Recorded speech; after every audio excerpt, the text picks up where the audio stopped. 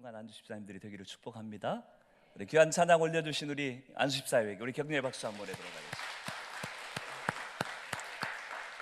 옆에 있는 분들에게 한번 인사하셨으면 좋겠습니다. 잘 오셨습니다.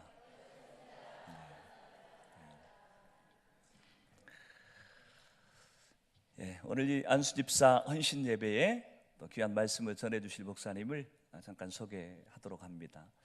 성함은 손신국 목사님이시고요. 제가 온누리 교회에서 사역할 때 굉장히 제가 존경하고 사랑하는 그런 목사님이십니다. 온누리 교회 목사님들이 몇 분 왔다 가셨죠. 오실 때마다 우리에게 또 귀한 은혜를 끼쳐 주셨는데, 우리 손신국 목사님 저하고 비길 수 없는 아주 훌륭하신 목사님이십니다.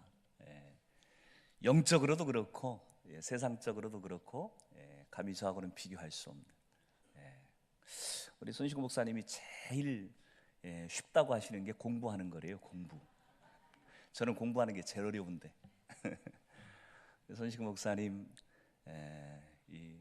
그 유명한 에스테를 나오시고 카이스트 박사 출신의 삼성 임원으로 있다가 그러다가 뒤늦게 하나님께서 부르셔서 목회자의 길을 걸어가고 계시는 분이십니다. 그런데도 이 보통 세상적인 것들, 인간적인 것들을 잘 갖추고 있는 분들이 영적으로는 좀 이렇게 떨어지기가 쉬운데, 우리 목사님은 배가 아프게도 모든 것을 다 갖추신 분인 것 같아요. 거기다 또 축구는 또 얼마나 잘하시는지. 선수입니다. 선수, 축구 선수.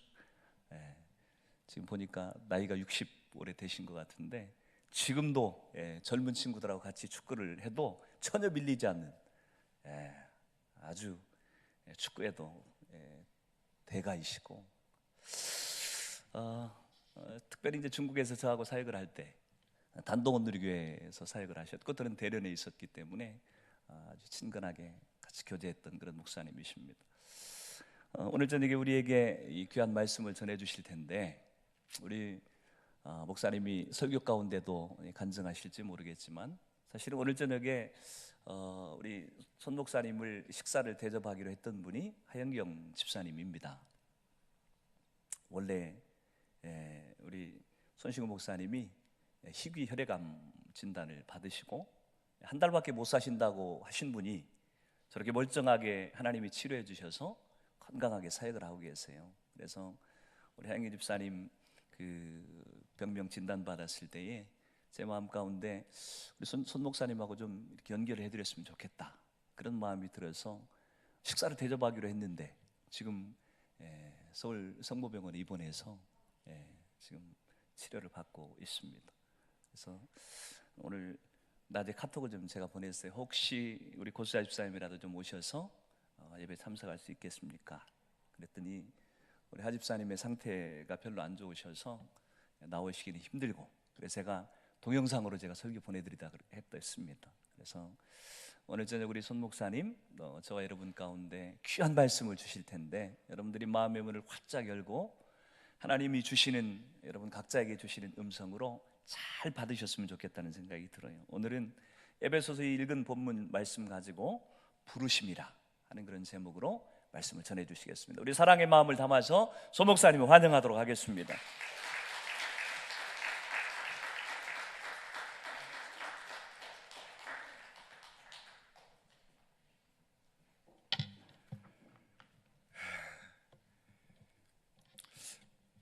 다 가진 거 합쳐야 잘생긴 거 하나 당하겠습니까?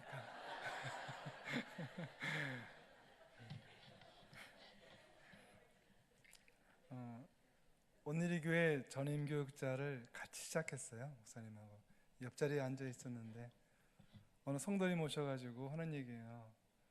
저희 교회에 잘생긴 목사님 하나 왔다고 소문 났는데 배용준 닮았다는데 어디 계시냐 그래서 저는 아니냐 그랬더니 아니라고. 그래서 송대현 목사님이 저희 교회에서 그 배용준 목사님으로 통했습니다. 제가 보기에는 배용준 목사님보다 더 잘생겼는데 실제로 실물부터 잘생겼거든요. 또 이렇게 또 같이 목욕하고 보면요, 몸도 아주 아름다워요. 다 합쳐봤자 못 당합니다. 송대현 목사님 굉장히 마음속에 열정과 사랑이 있으세요. 제가 이제 단동에 있다가 이제 서울 돌아온 지 이제 한 3년 돼 가는데 단동에 와서 서울에 있는 오늘에 있는 한강 공동체 맡았더니 어떤 권사님이 내짜 송대 목사 아니야 그러는 거예요. 그래서 안다고 그랬더니 그분 너무 좋은 분이라고. 그래서 어떻게 하시냐 그랬더니 자기 힘들 때, 병원에서 힘들 때 정말 가족보다 더 가족처럼 자기를 챙겨줘서 잊을 수가 없다고. 절 만났는데 저한테 아무것도 안 물어보고 처음 만난 저한테 송대현 목사님을 물어보면서 정말 목사이기 전에 좋은 사람이구나 라는 생각을 하게 되었습니다. 송대현 목사님이 대림교회 가신다고 해서 저는 그렇게 생각했습니다. 대림교회는 복받았다 생각했습니다. 저는 알거든요. 어떻게 할지. 와서 보니까 생각한 대로 하고 있어요. 청도 온누리 교회를 처음 만들어 갔을 때 갔더니 청도 온누리 교회를 중국에서 가장 아름다운 교회를 만들어 놨더라고요. 근데 그것도 부족해가지고 더 아름답게 할 계획들을 막 사모님하고 둘이 짜고 계신 거예요. 참 대단한 사람이다 그랬어요. 그랬더니 또 대련 온누리 교회 가시더니 대련 온누리 교회가 저희가 알거든요. 너무 지저분해서 가봤더니 싹 바꿔놨더라고요. 또 아름다운 교회로 또 대림교회 간다고 그랬는데 죄송합니다. 제가 예전에 못 봐서 분명히 달라졌을 거예요. 그렇죠? 아시죠 뭔지? 예, 그리고 앞으로 더 달라질 거예요. 왜냐하면 저분은 성도를 사랑하는 마음과 교회를 사랑하는 마음이 멈추지 않는 분이기 때문입니다. 무엇보다 먼저 송대현 목사님과 함께하는 성도님들을 축복하고 또 송대현 목사님이 목회하는 대림교회가 한국교회의 전통뿐이 아니라 한국교회의 모든 면에서 으뜸이 되고 한국교회를 선도하는 이 땅에 있는 큰 부흥하는 교회로 자리하기를 축복합니다. 사실은 그렇게 준비를 안 했는데 송대현 목사님이 또 지금 이 영상 설교를 들으신다고 해서 영상 설교를 듣는 분을 위해서 앞에 잠깐 또 간증하는 부분을 하도록 하겠습니다. 98년도입니다. 지금부터 약 한 18년 한 3, 4개월 전에 저는 삼성에 있었고 또 전략기획 실장으로 있으면서 대표회사를 잘 보좌하고 있었습니다. 저희 회사는 한 2만 명 있는 회사였고요. 저희 대표이사가 신뢰해 주셔서 이렇게 일을 많이 좀 잘하고 있었습니다. 또 온누리 교회에서 제가 또 이렇게 순장하고 있었고 성가대 총무하고 있었고 나름대로는 큰 문제 없이 신앙생활도 직장생활도 또 가정생활도 저 아내와 딸들과 함께 큰 문제는 없이 그냥 잘 지내고 있었고 나름대로는 참 잘 살고 있다 생각했던 때였는데 갑자기 열이 나서 그 병원에 갔더니 얼마 안 있어서 나온 진단이 혈액암 말기인데 물론 이 사실은 저는 뒤늦게 안 거죠. 왜냐하면 저한테는 얘기 안 한 거니까 저한테는 금방 날 거라고 그랬는데 병실문 밖에서 저희 아내에게 저희 가족들에게 한 달 넘기기 어려울 것 같다고 그 18년 전 1998년 그 8월 달에 저희 아내에게 저희 가족들에게 한 이야기입니다. 그래서 장례 준비하라고 얘기를 했다고 합니다. 근데 그때 저를 찾아온 저희 사촌 누님이 그때 목사님이셨는데 목사님이 저한테 준 시편 30편 말씀이 있는 거죠. 읽어주면서 뭐라 하시냐면 하나님은 손해보는 분이 아니다. 신구가 너는 하나님을 찬양하는 사람이 아니니 너 더 깊은 찬양하라고 하나님이 너를 살려줄 거니까 너는 살아날 거야 라는 말씀을 주고 갔습니다. 그리고 저도 모르게 막 눈물이 나오면서 그런 기도를 했습니다. 하나님 살려주시면 좋겠습니다. 돌아보니 저는 회사에서도 직장에서도 가정에서도 교회에서도 나름대로 잘 산 것 같은데 막상 어떤 한 영혼의 구원을 위해서 한 영혼의 생명을 위해서 저는 깊이 기도한 적이 없는 사람입니다. 지금도 그 사람 이름을 대라 그러면 이름 댈 수는 없습니다. 그냥 막연하게 잘 산 거죠. 막연하게 성가대했고 막연하게 교회 생활했고 막연하게 생활했지만 정말 제가 이름을 하나 딱 대라면 지금 제가 위해서 그 영혼을 구원을 위해서 좀 이름 불러가면서 기도하는 사람이 있으면 한 명 되라 할 때 될 사람이 없었습니다. 하나님, 세상에서 아무리 화려하고 멋지게 살고 부족함 없이 산다 해도 인생을 돌아보니 내가 영적으로 살린 사람, 나 때문에 죽을 영혼이 살아난 사람이 없다면 그 인생은 허망한 것이라는 걸 발견하게 되었습니다. 제게 한 번 더 기회를 주시면 주님, 후회 없는 삶을 될 수 있도록 누군가의 생명을 살리는 그런 일을 할 수 있도록 하겠습니다. 정말 하염없이 눈물을 흘렸는데 그때 하나님이 저한테 살려주시겠다는 마음을 부어주셨습니다. 왠지는 모릅니다. 하나님이 손해보지 않고 하나님이 저한테 새로운 인생의 기회를 주시겠다는 마음을 주신 것 같았습니다. 그리고 의사가 치료했는데 그 치료는 낫고자 하는 치료가 아니었고, 왜냐하면 저는 악성 림프종이었는데 제가 걸린 그 악성 림프종은 아직까지는 살아난 사람이 한 명도 없는 병이었다고 합니다. 그러니까 의사들이 모여서 회의하다가 이거는 죽을 사람인데 굳이 애쓰지 말자고, 항암제 쓰지 말자고, 그냥 한 달 동안 살다가 가게 하자고 했는데 딱 한 분, 제 주치의사가 그래도 그럴 수 있겠냐고, 나는 치료하겠다고.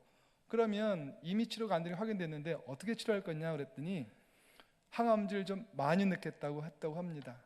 제가 그냥 얼핏 들은 바로는 사람이 견딜 수 있는 한계를 넘어서서 보통 사람의 한 2배 정도의 항암제를 쓴 것 같습니다. 그래서 의사분들이 이 항암제 때문에 얘는 죽을 거다라고 했답니다. 이 항암제 때문에 죽을 거다라고 했다고 합니다. 근데 그렇게 항암제를 투여했습니다. 사람이 견딜 수 없다던 항암제를 투입했는데 제 몸에 아무런 변화가 없습니다. 토한 적도 없고 힘든 적도 없고 몸무게가 1kg 줄은 적도 없고, 그러면서 암세포는 사라지고 그래서 그 다음번에 3주마다 한 번씩 가서 진찰을 했는데 갔더니 항암제실에서 저를 보더니 자기들 말로 기적이다 그러는 거예요. 저는 아무 말도 안 했어요.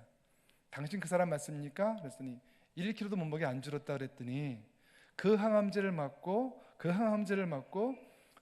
1kg도 몸무게가 안 줄었다고. 보통 10kg, 15kg 줄어서 왔어야 되는데 이 주사실을 기어서 들어왔어야 되는데 당신을 보니까 이건 기적이라고 얘기하더라고요. 자기가 항암제실에서 10몇 년 근무했는데 이런 건 처음 보는 일이라고 했습니다. 누가 봐도 하나님이 살리신 사건이 분명했습니다. 하나님은 그 손 안에 생명이 있는 분입니다. 열심히 기도하니까 살아날 거다, 그건 우리의 바람입니다. 아무리 열심히 기도해도 하나님이 데려가자 하시면 데려가십니다. 중요한 건 하나님께 맡기는 것입니다. 하나님의 선하심을 믿는 것입니다. 그리고 우리는 꿈과 비전을 가지는 것입니다. 송대현 목사님이 아무리 어려운 환경 속에서도 꿈과 비전이 있기에 그 어려운 환경을 이겨냈듯이 오늘 이 영상을 보시는 그분도 하나님에 대한 꿈과 비전을 가지고 능히 이겨낼 수 있기를 바랍니다. 하나님 손에 생명이 있습니다. 천지를 만드신, 흙으로 만드시고 그 코에 생기를 불어넣어 생명이 되게 하신 하나님께서, 죽을 사람을 살리신 하나님께서, 없는 것에서 있는 것을 만드신 하나님께서 질병 하나 못 고친 하나님이 아니신 줄로 믿습니다. 우리 하나님께서 이 영상 보고 계시는 그분, 성함이 하영경 집사님, 우리 하영경 집사님이 모든 질병을 머리끝부터 발끝까지 온전케, 깨끗게, 완전케 치유하실 것을 선포합니다. 할렐루야. 말씀을 시작하겠습니다. 그리고 허락하신다면 병원을 찾아뵙고 싶은데 괜찮겠습니까? 하집사님, 제가 병원에 한번 가겠습니다. 가서 같이 안수하며 기도하는 시간을 한번 갖도록 하겠습니다. 지난 11월 3일부터 7일 사이 제가 맡고 있는 한강 공동체, 보통 여기서 뭐라고 그러나요? 구역이라고 부르나요? 한강 공동체, 저희 공동체 식구들 한 700명 됩니다. 700명 되고 그 안에서 열심으로 예배드리고 신앙생활하는 분은 약 한 350명 정도 됩니다. 한 20명 정도가 팀을 짜가지고 인도네시아 자카르타로 와서 들으니까 또 인도네시아 지역이 저 대림교회도 섬기는 지역이라고 얘기를 들었습니다. 그 자카르타로 저희 선교 여행 갔습니다. 너무너무 제가 좀 감동이 있었던 그 장면이 있어서 소개하면, 쓰레기 더미 속에서 살아가는 600여 명의 사람들이 있었습니다. 정말 그냥 쓰레기 더미입니다. 난지도에서 난지도 위에 있는 그 이렇게 예쁘게 포장을 빼내고 그냥 쓰레기가 산처럼 쌓여 있는 곳에 600여 명이 그곳을 방문하는 것이 아니라 그곳에 아예 살고 있습니다. 쓰레기 더미 바로 옆에다가 판잣집을 이렇게 얼기설기 지어가지고는 어린이 어른 할 것 없이 600여 명 살고 있는데, 그분들을 나름대로 열심히 섬기는 한 선교사를 만나게 되었습니다. 근데 그분의 얘기를 들었는데 힘들다는 얘기는 한 번도 없는 거예요. 근데 이런 얘기죠. 제가 목사님 물을 팠는데요, 뭐 조금 팠더니 그 물에서 오염이 돼가지고 다시 물을 팠고요, 다시 물을 팠고요. 어디다 물을 팔지 고민 중입니다. 제가요 이분들에게 밥을 줬는데 뭐라 줬는데 계속 뭐를 더 해줘야 되는데 더 하고 싶은데 자신의 한계가 있는 게 안타깝다고. 도대체 이분이 그분들과 무슨 관계이길래, 무슨 상관이 있길래, 뭐 친척도 아니고 인척도 아니고 자기 가족도 아닌데, 정말 저는 잠깐 있기도, 몇 시간 있는 것도 좀 부담스러울 만큼 냄새나고 정말 더러운 곳인데, 정말 그분의 눈에는 먼지도 쓰레기 더미도 보이지 않는 것 같았습니다. 오직 그 쓰레기 더미 속에 있는 누군가의 도움을 필요로 하는 그 사람들만 그분의 눈에는 보이는 것 같았습니다. 무엇이 그 선교사님의 눈을, 무엇이 선교사님의 그 마음을 그렇게 바꾸어 놓았을까? 오늘 이 단어입니다. 부르심입니다. 송대현 목사님이 어느 교회를 가든지 열심히 한다. 왜 그렇게 할까요? 부르심입니다. 부르심을 받은 사람은 달라집니다. 사람은 같습니다. 조금 다르지만 별 차이 없습니다. 사람에게 위대함이 있는 것이 아닙니다. 그분에게 하나님의 부르심이 덧입혀졌을 때 그 사람이 위대해집니다. 위대한 사람이 따로 있는 것이 아니라 하나님께 쓰임 받는 사람이 위대한 사람입니다. 여기 있는 저와 여러분 한 분 한 분이 오직 하나님께 들림받아 쓰임받아 위대한 하나님의 종으로 거듭나기를 축복합니다.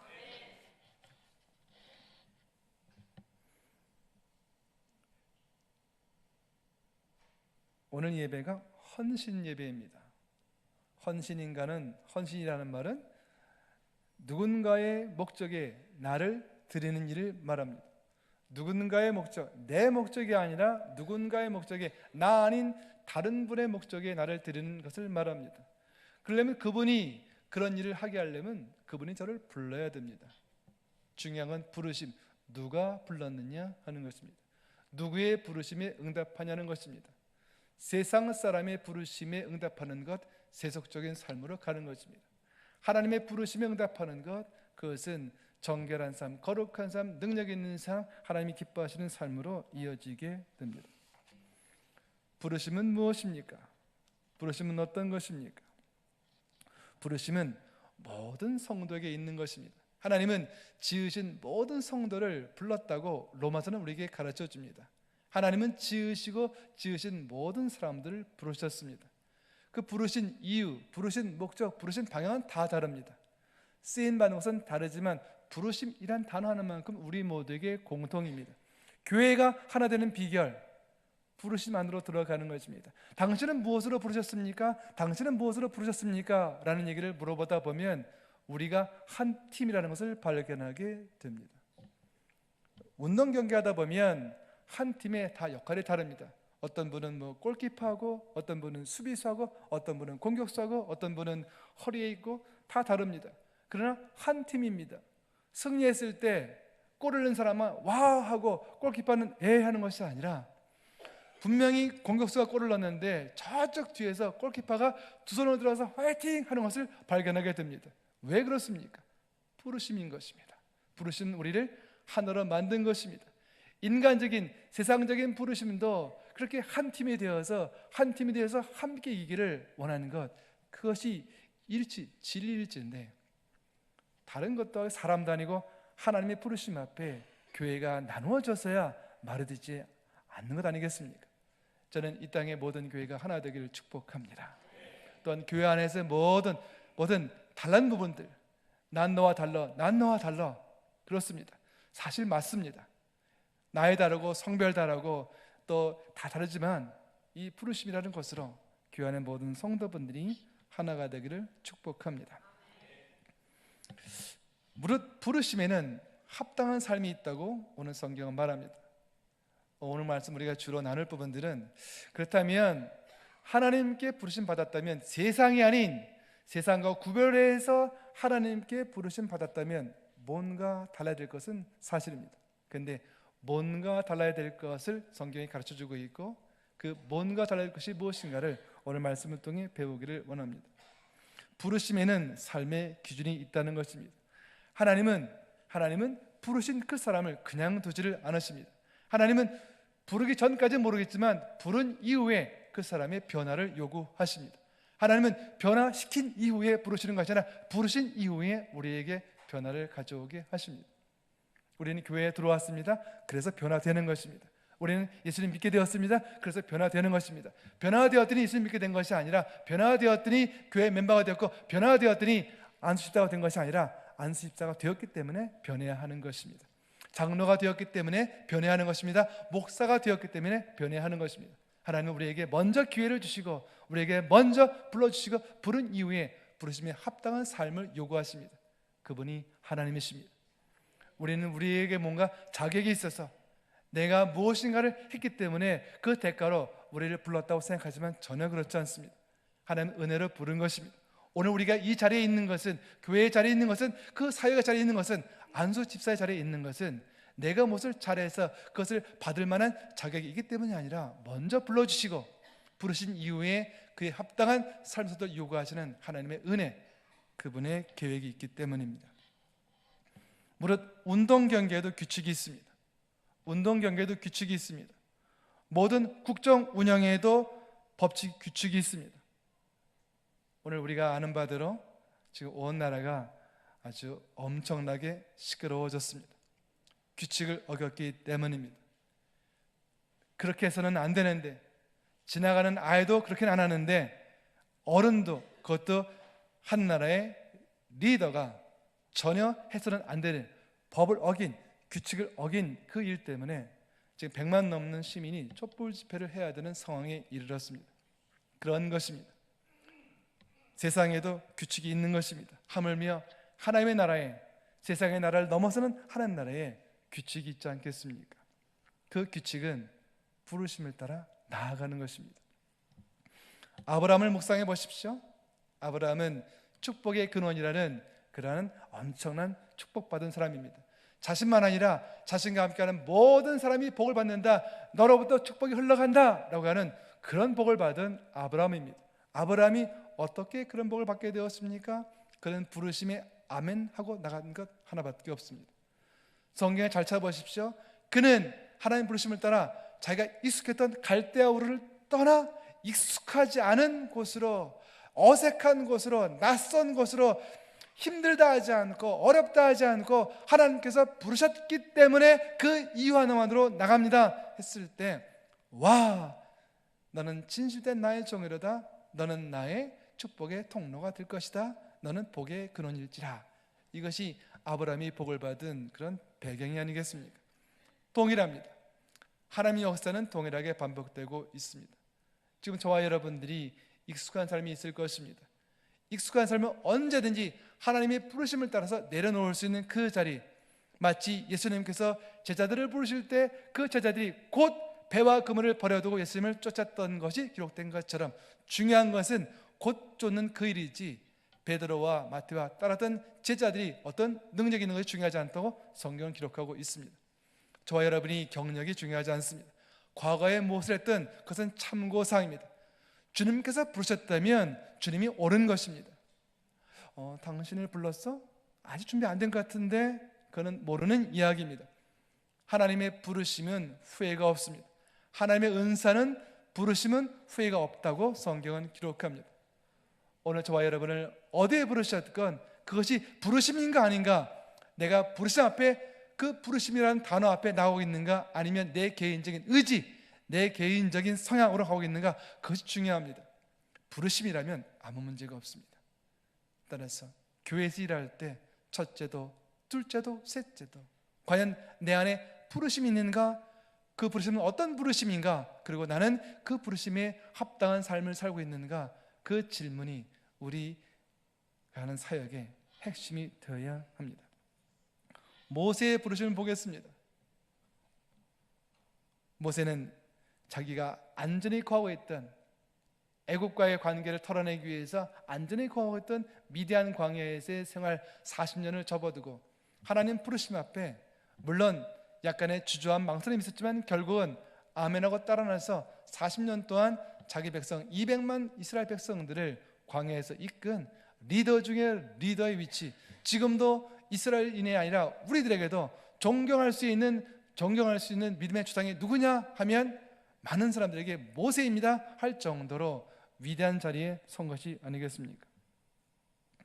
성경은 우리에게 부르심을 따라 나갔던 모든 사람들, 바로 그런 사람들이 성경에 기록된 인물이라고, 성경에 이름 기록해서 하나님께서 그 사람처럼 아브라함처럼 모세처럼 너희도 그렇게 살았으면 좋겠다, 익숙하지 않은 곳이라 해도 따라갔던, 오직 하나님 이 말씀만 듣고 그 부르심에 아멘으로 나갔던 아브라함처럼 몸을 숨겨서 피해 있지만 위험이 드러날지도 모르지만 그 위험 무릅쓰고 자신을 잡으려고 했던 다시 애굽으로 주의 부르심을 따라 들어갈 때 갈등 없이 들어갈 수 있었던 그런 모세처럼 자신의 위치, 상황, 환경, 그것이 아무리 비록 힘들고 어렵고 낯설지라도 내게 있는 것이 부르심이라면 갈등 없이 나가려는 것이 내게 있는가?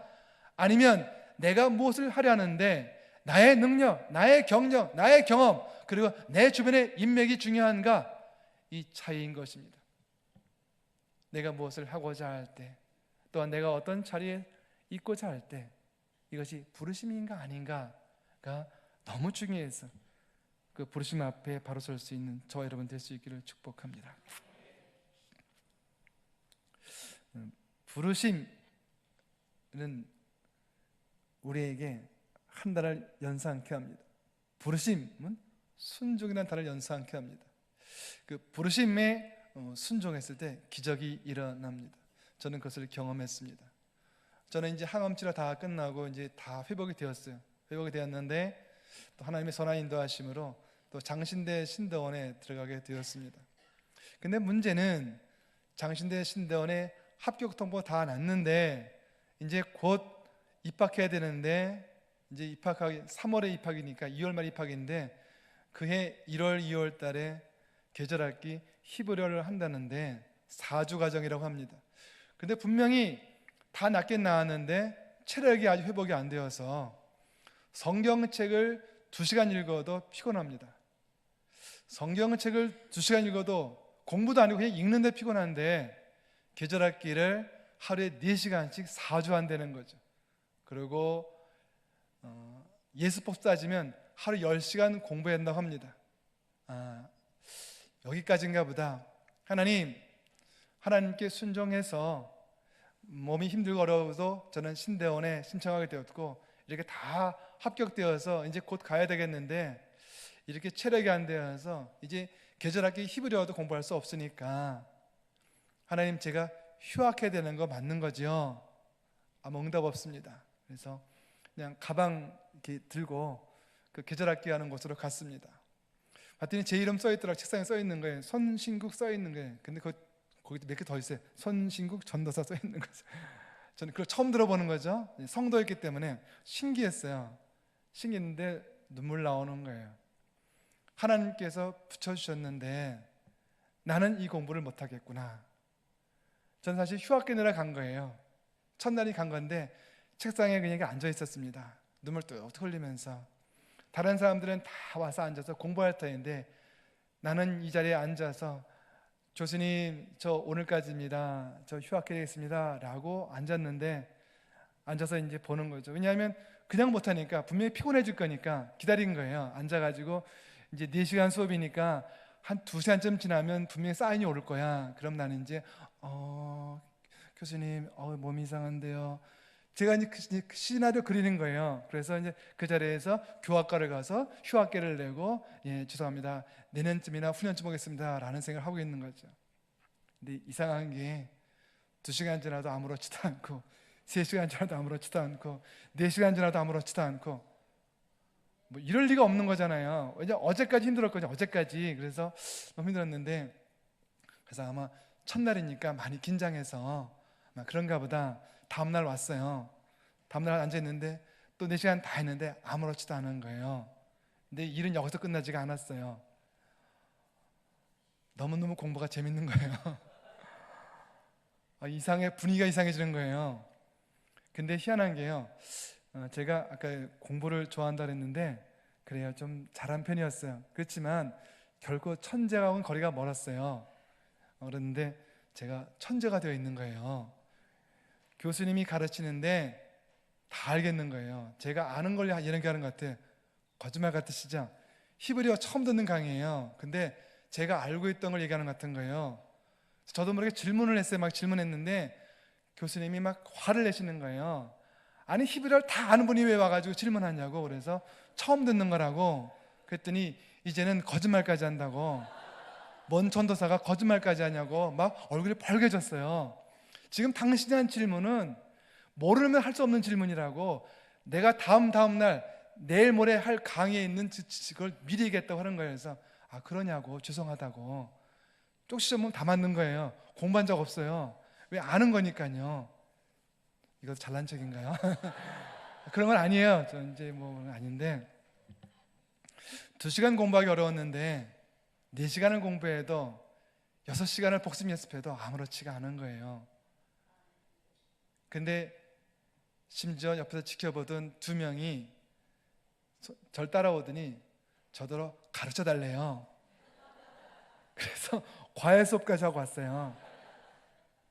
제가 집에 오는 발걸음에 많은 눈물 흘렸습니다. 그리고 많이 회개했고요. 하나님, 부르심 앞에 어떤 상상도 하지 말게 해주십시오. 주님께서 부르셨지만 내가 체력이 이러니까 못할 거야 라고 했던 것은 어디까지나 저의 개인적인 생각이었습니다. 주님, 하나님 일 한다고 나섰으면서도 여전히 자신의 생각 안에 갇혀있는 주의 종을 용서하여 주옵소서. 그렇게 회개의 기도를 했습니다. 그래서 이렇게 무사히 계절학기를 잘 마치고 그 다음부터는 저희 학년에 제가 히브리어 대가가 돼가지고 애들 다 가르쳐주는 역할을 3년간 했습니다. 돌아보니 은혜였습니다. 이외에도 아주 신기한 일이 한두 가지가 아닙니다. 제가 이제 신대원에 이제 입학해서 아직은 들어가기 전인데 교회에서 어떤 집회를 갔는데 잠시 쉬는 시간이 있어서 화장실 가려고 그러는데 어떤 한 자매님이 막 따라오더니 전도사님 부르는 거예요. 예, 그랬더니 아직 익숙하지 않아요. 왜냐하면 아직 신대원 안 들어갔기 때문에. 그렇지만 뭐 그렇게 부른다니까 뭐 부르라 했는데 그분이 하는 말씀이, 저 지금 암 진단 받았는데 전사님께 기도하면은 날 것 같은 확신이 들어서 왔다 하시는 거예요. 저는 안수 기도를 해본 적이 없어요. 그냥 또 암 환자인데 저도 비록 암에서 낫지만 좀 이분이 너무 무리하는 것 같아서 제가 이렇게 말했습니다. 죄송한데요, 저는 그런 음성 못 들었습니다 그랬어요. 그래서 가시라고. 근데 그분이 그러는 거예요. 자기가 분명히 들었다는 거예요. 그러니까 어떻든 기도해달라는 거예요. 제가 코너에 몰려서 도망갈 데가 없더라고요. 그래서 제가 이제 기도를 시작했어요. 근데 제가 기도를 어떻게 하고 있냐면 방언으로 읽기도 하는 거죠. 여러분 이렇게 했는데 아무튼 내용을 이렇게 통변해 보니까, 하나님, 제가 궁제물을 했습니다. 이게 기도 내용이에요. 근데 그분은 모르겠죠. 이제 그분은 이제 뭐 치료가 될지어다 그런 줄 알았을 거예요. 저는 지금 주님 어떻게 하면 되겠습니까? 저는 아직 이런 능력이 없습니다. 주님, 이 여인이 저에게 너무 무리하고 있습니다. 주님, 어떻게 이 위기를 모면하면 좋겠습니까? 라는 걸 방언을 하고 있는 거예요. 근데 아마 그분은 치료하라고 기도한 줄 아는 게 끝났는데 그분이 이렇게 나가시면서 그렇게 얘기하는 거예요. 자기 다 나았다는 확신이 들었다고. 그리고 한 3일 찾아왔는데 진짜 암이 없어졌대요. 제가 제일 놀랐겠죠? 뭐 이런 일이 다 있나 그랬습니다. 저는 살아가면서 정말 놀라운 일을 느끼는데 제일 중요한 것, 정말 생명만큼은 하나님 손에 있습니다. 제가 그 항암 치료할 때 저희 교회에서 저하고 아주 비슷한 병으로 3분이 항암 치료하고 있었어요. 그래서 온 교회가 기도했어요. 저 외에 2분 돌아가셨어요. 저는 그래서 함부로 얘기 못합니다. 성도님, 제가 기도했거든요. 날 거예요. 제 기도가 낫게 하는 게 아니에요. 죄송합니다. 성도님들이 아주 열심히 기도했어요. 물론 참 좋은 일이에요. 그러나 그렇게 기도했으니까 날 거다, 그렇게 하나님을 밀어붙이는 건 좋은 태도가 아닙니다. 하나님, 굳이 할 말이 있다면, 하나님, 저희들은 전심으로 기도했지만 생명은 하나님 손에 있는 줄로 믿습니다. 주님, 주님의 뜻이 있거든 저 여인을 살려주시옵소서. 주님의 뜻이 있어 주님, 저 여인에게, 저 아픈 환우에게 주님께서 꿈과 비전을 주실 것이면, 주님, 저를 통해서 또 한 영혼, 또 한 나라, 한 민족을 살릴 계획이 있으시다면 저 영혼을 살리셔서 그 귀한 일에 사용하여 주옵소서. 저는 이렇게 기도하는 것이 먼저 그의 나라와 의를 구하는 것이라는 것을 뒤늦게 깨닫게 되었습니다.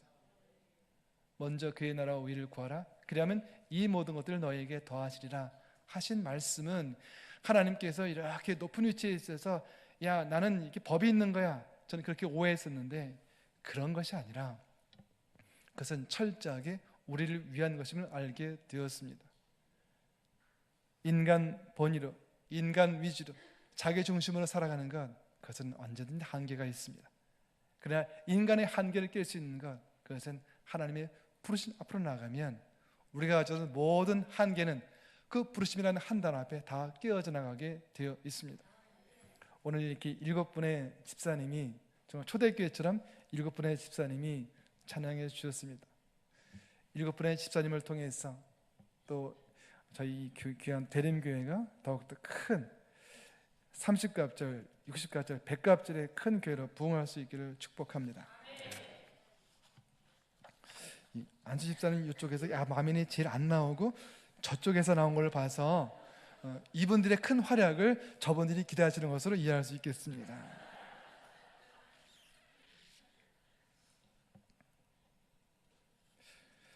부르심과 순종은 이처럼 한 짝입니다.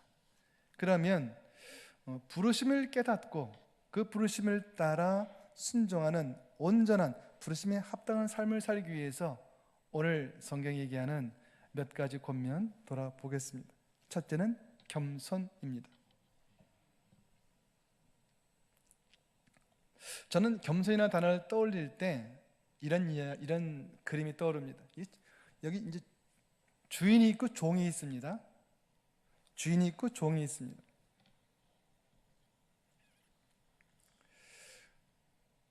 종과 종끼리는 경쟁 관계가 아닙니다. 저기 돌 한 무더기가 있는데 저 돌 한 무더기 일로 옮겨야 되는데 내 옆에 종이 없으면 혼자 다 들어야 돼요. 근데 내 옆에 다른 종이 있으면 둘이 같이 들면 내 몫이 절반 되는 거예요. 종은 일을 보면서 나누려고 합니다. 근데 종이 아닌 사람은 더 큰 일 달라고 합니다. 저와 여러분 가운데 하나님께 더 큰 일 달라고 하는 사람은 종이 형이 하는 줄로 믿습니다. 겸손한 거죠. 모세가 못합니다. 그래서 하나님이 더욱더 모세야 시키는 거죠. 저와 여러분이 하나님, 저는 이 교회가 너무 작습니다. 저는 우리 송대현 목사님이 하나님, 이 교회가 너무 큽니다. 이 교회 성도님을 감당 어렵습니다. 바로 그 단어가 10배로 30배로 100배로 부응할 줄로 믿습니다. 그게 하나님이 하시는 거잖아요. 하나님, 내 기능에 이 내 크기에 사이즈가 안 맞습니다. 적어도 1000명, 10,000명은 돼야죠. 하나님이 10명, 5명으로 줄일 줄로 믿습니다. 내가 하는 것이 아니라 하나님이 하는 것일 때 하나님은 그가 타락하지 않도록 마음껏 부어주시는 거예요. 근데 만약에 큰 것을 추구하는 사람에게 큰 걸 줘버리면 그 사람은 타락할 수 있어요. 잘된 것 같지만 멸망당할 수 있어요. 그런데 아무리 큰 기업 맡아도 처음 작은 기업 맡았을 때보다 더 겸손할 수 있다면 그는 그 커진 기업으로 인해서 망하지 않을 수 있습니다. 하나님은 그거를 염려하시는 거죠. 참으로 귀한 종인데 너무 큰 것 추구하다가 실족할까 두려우신 거죠. 하나님은 저와 여러분 모두에게 더 큰 것을 맡기기를 원하십니다. 그런데 왜 주저주저 하시는가? 더 큰 것 맡겨서 실족할까 주님은 두렵기 때문입니다. 그러나 저희들이 가져야 될 것은 겸손입니다. 겸손한 자에게 더 큰 것을 맡기시는 주님인 실로 믿으시기를 바랍니다. 두 번째, 부르심에 합한 삶이라는 것은 온유함입니다.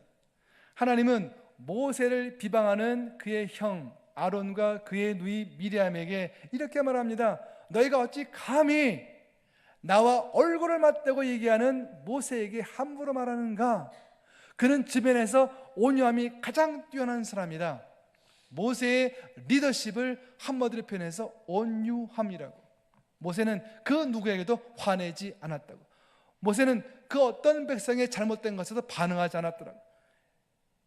누가 잘못했으라 할지라도 다 받아주고, 누가 잘못했어도 다 받아주고, 그 모세가 내가 생각하는 최고의 리더라고 하나님께서 극찬을 아끼지 않으셨습니다. 하나님께서 아끼고 좋아하시는, 하나님께서 기뻐하시는 종의 리더의 모습은 온유함입니다. 받아주는 것입니다. 내 옆사람, 뒷사람을 장점만을 생각하십니다. 입을 열어서 말할 때마다 이 사람은 이걸 잘하고요, 저 사람은 저걸 잘하고요. 야, 너는 어떻게 말할 때마다 다 잘한다 그러냐? 제 눈에는 잘한 것밖에 안 보였어요. 저는 저와 여러분의 눈에 저와 함께 있는 우리 동료들, 동지들, 우리 성도들의 장점만 볼 수 있기를 바랍니다. 할렐루야. 그 온유함, 그 온유함이 부르심에 합한, 부르심에 순종하는 사람의 두 번째 모습입니다. 세 번째 모습은 인내입니다.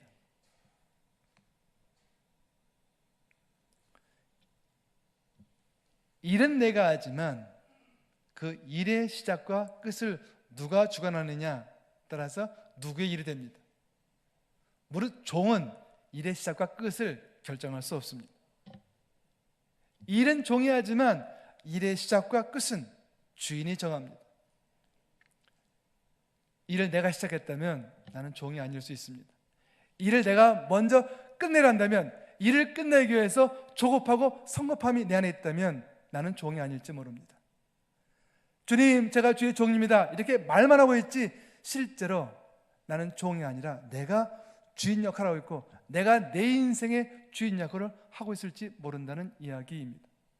전 저와 여러분이 일의 시작과 끝을 오직 주님께, 하나님께 맡길 수 있는, 오직 하나님을, 주님을 우리의 주인으로 여기고 우리를 종으로 여기는 그런 분들 될 수 있기를 축복합니다.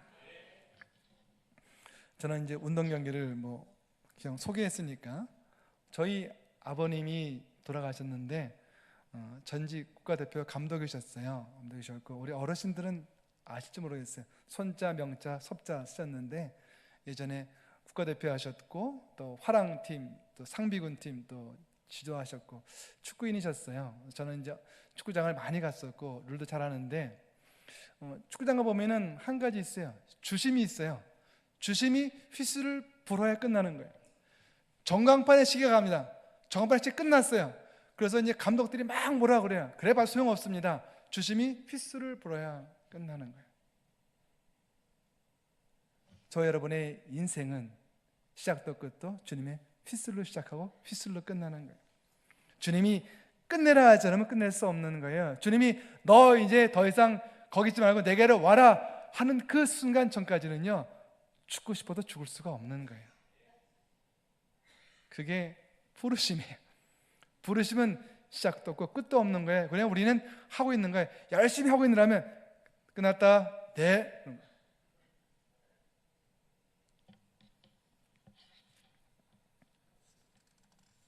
참을 수 있는 사람만이 부르심 앞에 선 주의 종인 줄로 믿습니다. 네 번째는요, 용서예요. 누군가에게 부르심 받아서 누군가의 일을 하고 있는 사람이 막 화를 내는 거는 웃기는 거예요. 주님 말씀하세요. 너도 나그네였잖아, 그런 거죠. 저희 이제 온누리 교회에서 좀 이렇게 어려움을 당한 새가족들이 하는 말이 있었대요. 뭐가 어려웠어요? 그랬더니 새가족이 이렇게 얘기한답니다. 이상하게 온누리 교회 오면은 이렇게 얘기한대요. 저 성도님, 전에 다니던 교회에서는 그랬을지 모르지만 저희 온누리 교회에서는 이러시면 안 됩니다 라고 한다는 거죠. 되게 꼴불견스럽대요. 그래, 니네 교회만 교회고 우리 교회는 교회도 아니냐? 화가 나서 그냥 확 돌아가 버렸대요. 물론 그분은 이제 온누리 교회 오지 말고 이제 원래 다니던 교회로 아마 가란 뜻인지 모르겠는데,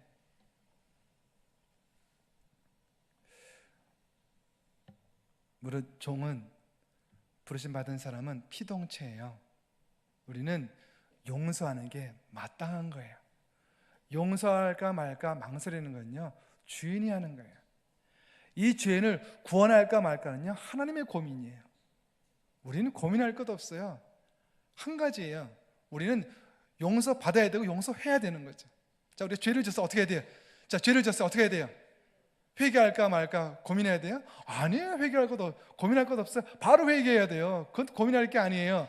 죄를 질까 말까를 고민하는 거지, 죄를 진 이후에 회개하는 건 고민하는 게 아니에요.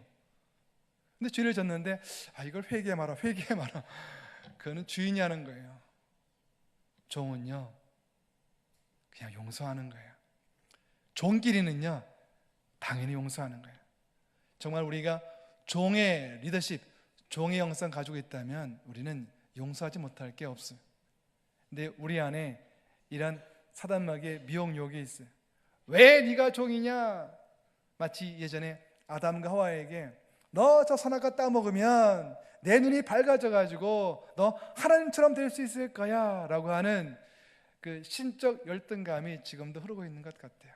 그래서 신처럼 되고 싶은, 그래서 영화를 해도 죽지 않는 인간들, 불멸의, 그렇죠? 뭐 1000년 살고 2000년 살고 그런 사람들 얘기, 흡혈귀 얘기, 이런 얘기가 많이 나오는, 그냥 죽일 수 없는 사람의 얘기를 많이 나오는 그런 것들이 우리 내면에 흐르는 신적 열등감의 발로가 아닌가 생각합니다. 용서입니다. 전 저와 여러분이 마음속에 어떤 미움이 있든 다 내려놓고 용서할 수 있기를 축복합니다. 하나님은 우리에게 그 미움이라는 마음을 오래 갖고 있지 못하게 만들어 주셨습니다.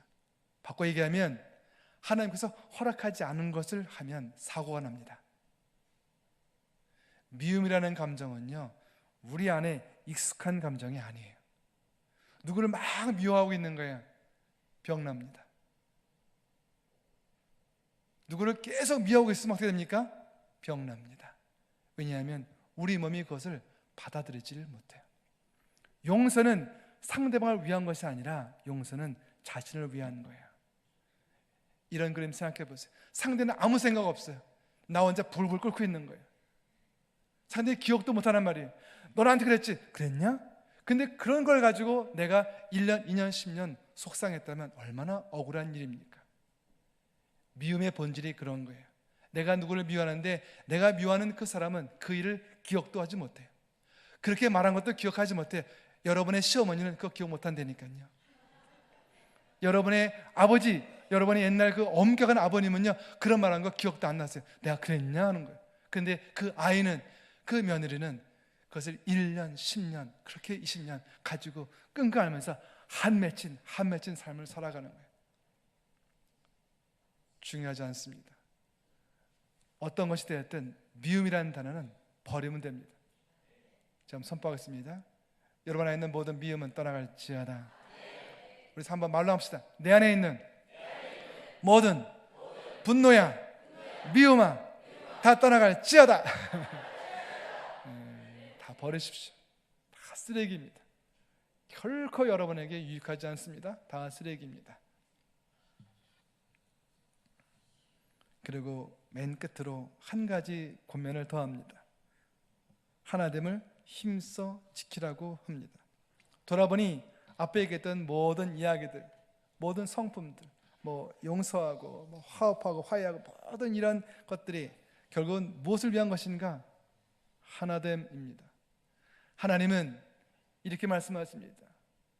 나와 예수님이 하나인 것처럼, 나와 성령님이 하나인 것처럼 너희들도 하나가 되기를 원합니다. 천국은 어떤 곳입니까? 천국은 싸움이 없는 곳입니다. 천국은 애통하는 게 없는 곳입니다. 방법은 무엇입니까? 어떤 두 사람이 여행을 하는데, 상상해 보시죠. 두 사람이 여행하는데 1년 여행을 했어요. 근데 1년 여행하는데 한 번도 안 싸운다. 참 어려운 일이에요. 마치 여러분들은 안 그런 것처럼 그러시는데, 저는 이렇게 선교 여행해 보면은 한 열흘쯤 가면은 한 7일간 잘 지나가요. 그 다음에 마지막 날쯤 우리가 꼭 여행을 해요. 그때 대판 싸움 납니다. 그 전날까지 그렇게 아주 순한 양처럼 천사 같은 그 날개 가졌던 분들이 그냥 으르렁거리는데 무섭더라고요. 누군가와 여행길을 가는데 10년, 20년, 적어도 100년 여행을 한 번도 싸우지 않고 한 번 다투지 않고 할 자신 있으십니까? 쉽지 않습니다. 쉽지 않습니다.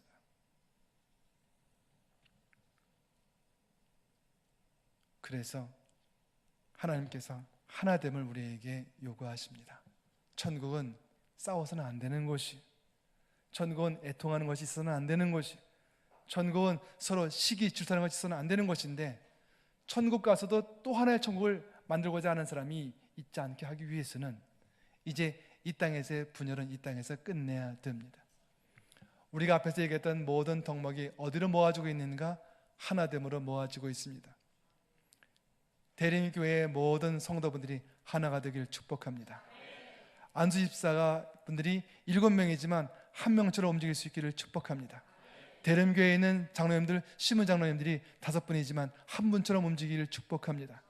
대림교회는 모든 성도님들이, 성가대원들이 여러 명이지만 성가대원들이 30명, 40명이지만 한 사람이 음을 내는 것처럼 음을 낼 수 있기를 축복합니다. 하나가 되는 거예요. 하나님은 하나가 되라고 저를 이렇게 모아 놓은 거예요. 직업 다르고 성별 다르고 성격이 다른 우리가 하나님의 부르심으로 나와서 하나가 되는 것을 발견하는 거예요. 그리고 깜짝 놀라는 거예요. 아니, 우리가 하나가 될 수 있다니, 아니 너와 내가 하나가 될 수 있다니, 그 하나됨의 놀라운 것, 이 땅의 가장 위대한 기적은 결코 하나 될 수 없는 그 사람들이 하나가 되는 것이 아니겠습니까? 이 말씀을 정리하기 원합니다. 오늘 우리는 헌신 예배의 자리에서 부르심이라는 주제로 하나님의 말씀을 듣습니다. 하나님은 우리를 불렀습니다.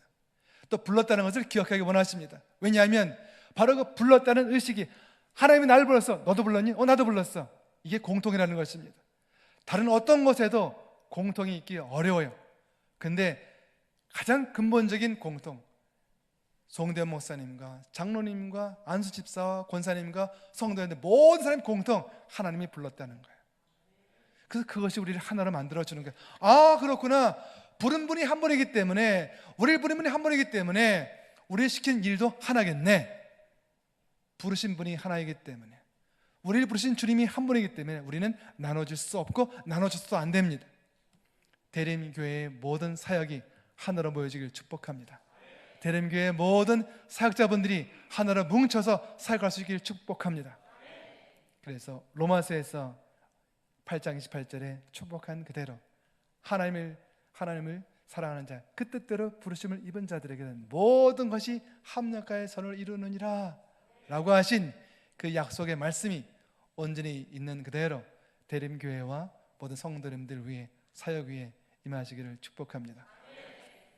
다시 한번 안수집사배를 축복하고, 안수집사 헌신 예배 위에 하나님의 성령의 기름 부심 넘쳐서 앞으로도 예배 드릴 때마다, 요래 모여 사역할 때마다 주의 부르심을 따라 큰 열매들, 30배, 60배, 100배의 결실들이 충만하게 임하시기를 축원합니다. 기도하겠습니다.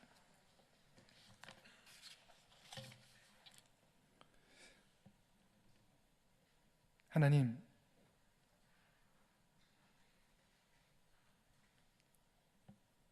하나님의 부르심 앞에 섭니다. 저희는 제 옆에 있는, 앞에 있는 분하고 다르다고 생각했습니다. 나이가 다르고 성별이 다르고 경력이 다르고, 주님, 그래서 하나가 되기 어렵다고 생각했습니다. 오늘 말씀을 통해 이미 저희를 하나로 만드셨고 그 하나됨을 힘써 지키라는 주의 말씀 앞에 섭니다. 주님, 우리 목사님과 성도분들이 하나가 되기를 원합니다. 주님, 우리 안수집사회 7분이 서로서로가 하나가 되길 원합니다. 장로님과 성도님들이 하나가 되길 원합니다. 주님, 대림교회와 이웃에 있는 많은 교회들이 하나가 되길 원합니다.